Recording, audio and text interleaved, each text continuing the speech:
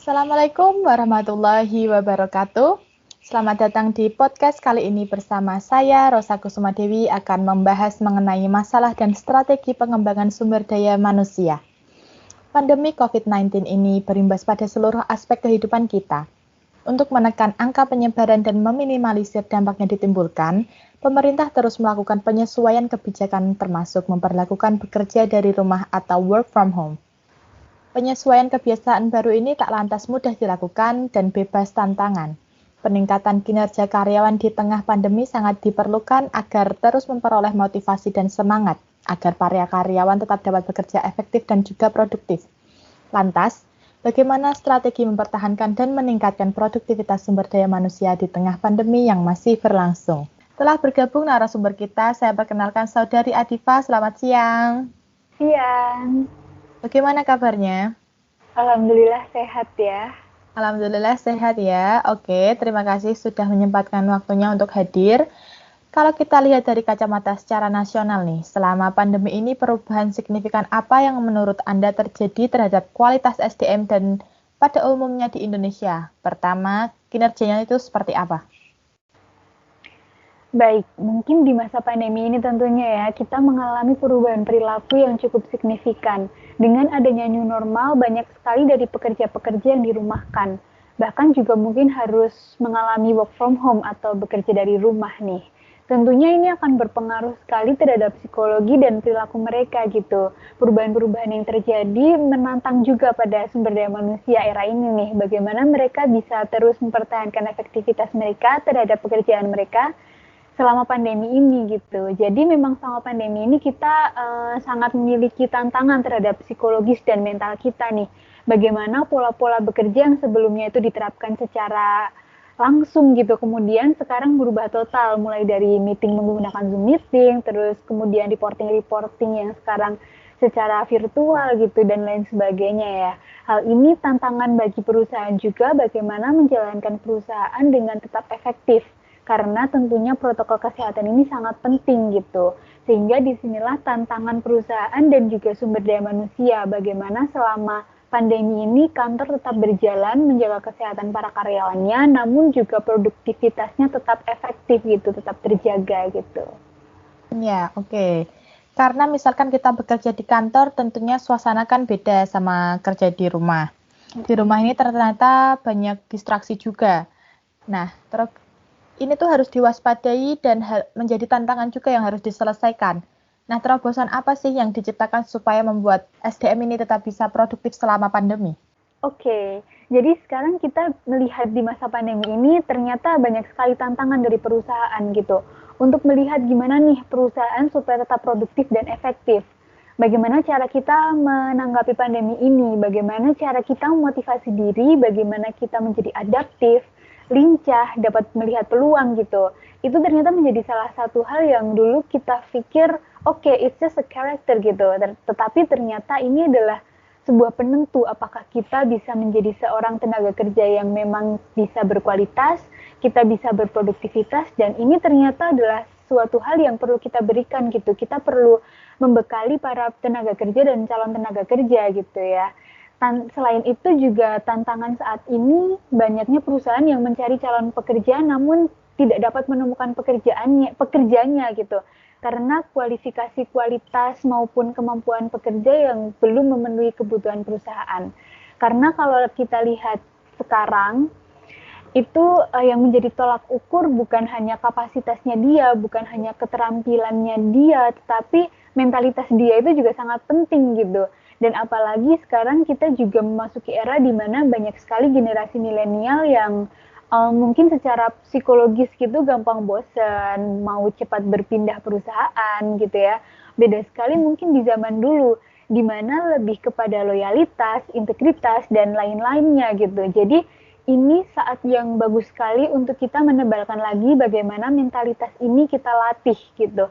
Karena dalam masa pandemi ini terus terang yang paling dihajar dari sumber daya manusia maupun perusahaannya adalah mentalitas gitu ya. Kita juga bisa melihat bahwa attitude itu sangat berpengaruh. Banyak orang mengatakan dalam kondisi kritis, kita bisa melihat seseorang seperti apa, how their mindset, bagaimana cara mereka menghadapi ini semua gitu. Apakah ini adalah tantangan atau justru peluang? Nah, itu juga sebuah tantangan baru, bagaimana caranya kita bisa ulet melihat peluang dan seterusnya. Karena kalau kita terus menyalahkan keadaan, nggak akan ada selesainya, karena kan kita nggak akan tahu gitu, dalam waktu 5 tahun, 6 tahun, 7 tahun dari sekarang akan ada hal global seperti ini atau enggak gitu kan. Jadi manusia akan terus beradaptasi seperti itu. Jadi memang ini adalah suatu kemampuan, suatu attitude yang perlu kita semua orang miliki gitu. Now is the best time di saat kita sekarang sedang banyak di rumah, kita berkontemplasi juga. Justru ini adalah momen kita untuk memperkaya diri kita secara skill, secara kemampuan, secara kualitas. Jadi ketika sudah mulai nih kehidupan normalnya, kita sudah siap secara lahir dan batin gitu. Berharap dalam waktu dekat ini bisnis bisa kembali seperti dulu. Kita ingin bisa masuk lagi ke dalam saat itu dengan new mindset, new way of looking at things gitu. Jadi kita juga bisa lebih positif, bisa mengeluarkan positive vibes dalam diri kita gitu kan. Kita juga bisa memberikan kontribusi yang lebih nyata dan kita juga bisa sudah membekali diri dengan berbagai macam pelatihan yang ada selama pandemi ini. Jadi menurut saya itu adalah salah satu cara untuk kita memandang pandemi ini, seperti itu kesempatan bagi kita untuk mengupgrade diri kita sendiri gitu. Oke, apalagi kita akan punya lebih banyak waktu buat di rumah untuk merefleksikan diri ya. Iya, benar. Ini menarik juga, sebenarnya pernah disinggung oleh Menristek Dikti kita, Bapak Nadiem Makarim, yang perlu diperhatikan dengan tenaga kerja Indonesia itu yang pertama disiplin dan juga etos kerja. Menjawab tantangan ini supaya di era disrupsi dan juga digitalisasi tadi ini bisa diselesaikan oleh training atau pelatihan dari lembaga formal ataupun non-formal. Menurut Anda, gimana supaya kedua belah pihak, para pekerja dan penyedia lapangan kerja atau employees dan employer-nya ini bisa saling menopang, saling support supaya produktivitas ini terus berjalan? Oke. Balik lagi ya, seperti pembicaraan dan pembahasan kita hari ini, bahwa sumber daya manusianya sendiri harus benar-benar dilatih untuk berkompetensi tinggi. Multi-talented itu penting sekali loh, dan juga memiliki mentalitas yang bagus, tentu dengan attitude yang bagus juga, dan di sisi yang lain lagi, antara pekerja dan sumber daya manusia ini memiliki dua PR-nya masing-masing gitu ya. Dari perusahaan sendiri, apalagi di dalam masa pandemi ini, bagaimana mempertahankan si perusahaan ini dengan baik, melakukan perencanaan produktivitas yang baik, dan ini pasti tentunya akan dicapai dengan perencanaan yang baik pula gitu. Di sisi yang lain, sumber daya manusia yang berkualitas inilah yang akan menjalankan rencana dari si perusahaan ini. Jadi harus saling bekerja sama antara keduanya. Karena saya lihat sekarang perusahaan-perusahaan ini mungkin ada yang bisa bertahan, ada yang harus alih bisnis, ada yang harus lain-lain lagi lah, macam-macam gitu. Nah, ini adalah kesempatan untuk tidak menunggu, karena kalau kita terus menunggu gitu, tentunya perusahaan mau dibawa kemana gitu kan ya. Tugas si perusahaan dan sumber daya manusia ini harus dua-duanya saling mendukung satu sama yang lainnya supaya terus berjalan dan produktivitasnya juga bisa meningkat walaupun dalam masa pandemi seperti ini. Oke, jadi SDM yang berkualitas ini nggak bisa dipisahkan dari performa perusahaan. Tapi kalau boleh memilih ini dari kacamata perusahaan, di antara SDM yang berkualitas, modal, dan aset yang banyak, mana nih yang lebih penting? Jadi gini, kalau saya lihat tentunya sumber daya manusia yang berkualitas itu adalah salah satu modal dari si perusahaan itu untuk menjalankan bisnisnya. Di sisi yang lain, pada saat pandemi ini tentunya modal perusahaan juga penting untuk menjalankan aktivitasnya dan kelangsungan hidup dari si perusahaan ini. Tapi kalau saya boleh memilih nih, modal itu bisa nomor 2 gitu. Yang paling penting adalah kita memiliki sumber daya manusia yang tangguh di dalam perusahaan kita. Karena belum tentu punya modal yang banyak dapat mempertahankan perusahaan. Kalau sumber daya manusia di perusahaan itu sendiri tidak bagus gitu.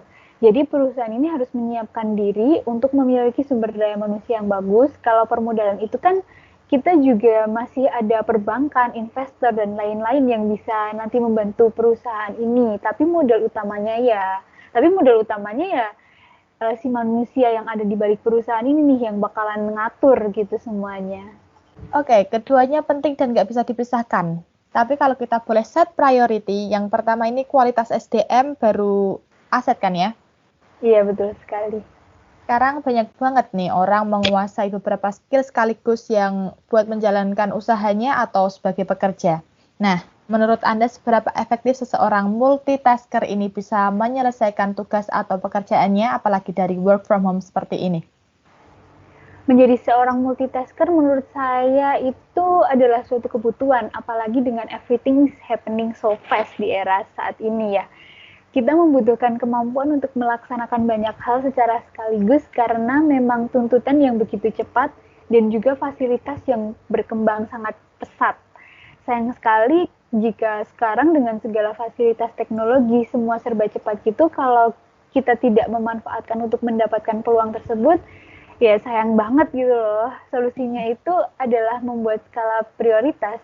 Kita harus lakukan banyak hal secara bebarengan, tapi kita juga harus bisa set prioritasnya seperti tadi gitu, antara modal atau tenaga kerja gitu ya. Jadi memang itulah suatu kemampuan yang kita butuhkan, multitasking at the same time, but also to focus on what's important. Gitu. Bagus banget tadi ya. Fokus on what's important. Betul sekali. Seorang yang multitasking pasti akan bisa memaksimalkan semua kemampuan yang ia bisa ya. Nah, pertanyaan terakhir untuk menutup perbincangan kita hari ini, kalau kita lihat dari kacamata kesehatan nih, menurut Anda apa sih masalah utama dari pengembangan sumber daya manusia di Indonesia dari segi kesehatan? Oke, dari segi kesehatan ya. Saat ini di Indonesia sendiri nih, angka stunting ini kan tinggi banget ya. Stunting ini menjadi salah satu penyebab mengapa tenaga kerja di Indonesia ini kualitasnya cukup rendah gitu. Masalah stunting ini menjadi PR bagi pengembangan sumber daya manusia di Indonesia ini sendiri gitu. Tetapi ini bukan cuma masalah, bukan hanya tugas nasional saja atau tugas pemerintah saja untuk mengurangi angka stunting di Indonesia, tetapi juga kesadaran seluruh masyarakat Indonesia agar angka stunting di Indonesia ini bisa menurun dan kualitas sumber daya manusianya semakin meningkat gitu. Untuk itu mulai saat ini dan seterusnya masyarakat Indonesia harus sadar nih akan pentingnya kesehatan diri dan selalu menerapkan pola perilaku hidup bersih dan sehat dimanapun berada gitu. Seperti yang kita ketahui juga bahwa kebersihan adalah sebagian dari iman ya. Saat ini juga pandemi masih menyelimuti nih, jangan lupa untuk selalu mencuci tangan, menggunakan masker, dan menjaga jarak ya, agar sehat selalu melindungi diri kita. Oke, baik. Untuk mengembangkan sumber daya manusia dengan kualitas yang baik, kita semua harus selalu menjaga kebersihan dimulai dari diri kita sendiri. Tak disangka waktu berlalu begitu cepat. Terima kasih untuk narasumber hari ini, Saudari Adifa Putri. Semoga bincang-bincang hari ini bisa bermanfaat ya untuk kita semua. Jangan lupa untuk selalu mencuci tangan, menggunakan masker, dan menjaga jarak agar pandemi COVID-19 ini segera berakhir.